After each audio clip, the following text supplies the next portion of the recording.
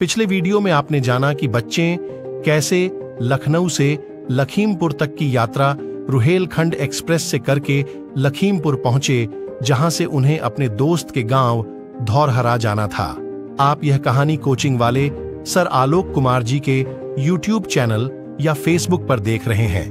कृपया channel subscribe करें और Facebook पेज को फॉलो करें। अब आगे की कहानी जारी करते हैं। अरे यार, परेशान क्यों होते हो? अगर अंकल नहीं आए तो क्या हुआ? हम लोग कोई टैक्सी करके खुद चले चलते हैं। कौस्तुभ ने संकल्प की परेशानी भांप ली थी। यार, हम बच्चों का अकेले जाना ठीक नहीं होगा, क्योंकि रास्ते में शारदा नदी का विशाल बीहड़ इलाका पड़ता है, जो कि काफी खतरनाक है। संकल्प कुछ चिंतित हो गया था। वहां कैसा खतरा है? अंकित ने जानना चाहा। उस इलाके में डाकुओं का एक गिरोह है जो राहगीरों का अपहरण करके फिरौती वसूला करता है, संकल्प ने बताया। यह सुन कौस्तुभ के चेहरे का रंग उड़ गया और वह घबराए स्वर में बोला, यार, तू हमेशा अपने गांव की मस्तियों के बारे में तो बताया करता था, खतरों के बारे में तो कभी बताया ही नहीं। अगर बता देता तो हम यहां कभी नहीं आते। तूने हम लोगों के साथ बहुत बड़ा धोखा किया है। धोखे की बात सुन संकल्प के चेहरे पर दर्द की रेखाएं उभर आईं, जिन्हें विपुल ने पढ़ लिया था। उसने कौस्तुभ को डपटते हुए कहा, हमें नहीं मालूम था कि तुम इतने डरपोक हो। मैं डरपोक नहीं हूं, लेकिन इस तरह से जानबूझकर खतरनाक इलाके में जाना कोई अक्लमंदी भी नहीं होगी। कौस्तुभ का स्वर तेज हो गया। ये कैसी बातें कर रहे हो तुम? अंकित ने कौस्तुभ को डपटते हुए कहा, जिंदगी में खतरा कहां नहीं है। हवाई जहाज से घूमने जाओ, अगर वह गिर जाए तो मर जाने का खतरा। झील में घूमने जाओ तो नाव डूब जाने का खतरा। अपने लखनऊ में सड़क पर निकलो तो पीछे से सिटी बस के ठोकर मार देने का खतरा। तो क्या इन सब खतरों के डर से आदमी घर से बाहर नहीं निकलता है?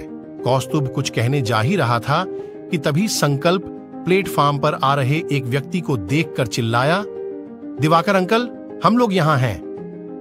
वह भी कुछ घबराया हुआ दिख रहा था, लेकिन संकल्प पर दृष्टि पड़ते ही उसका चेहरा खिल उठा और वह तेजी से बच्चों की ओर लपका। संकल्प ने झुककर उनके पैर छुए, फिर अपने दोस्तों से परिचय कराया। ये दिवाकर अंकल हैं, पापा के दोस्त और बॉयलर में उनके पार्टनर। अंकित, कौस्तुभ और विपुल ने भी दिवाकर अंकल के पैर छू लिए। उन्होंने सभी को आशीर्वाद देने के बाद बताया, अचानक कुछ जरूरी काम पड़ जाने के कारण संकल्प के पापा नहीं आ सके। उन्होंने मुझको खबर भेजी। मैं बहुत तेज आया, लेकिन फिर भी देर हो गई। तुम लोग काफी परेशान हो रहे होगे।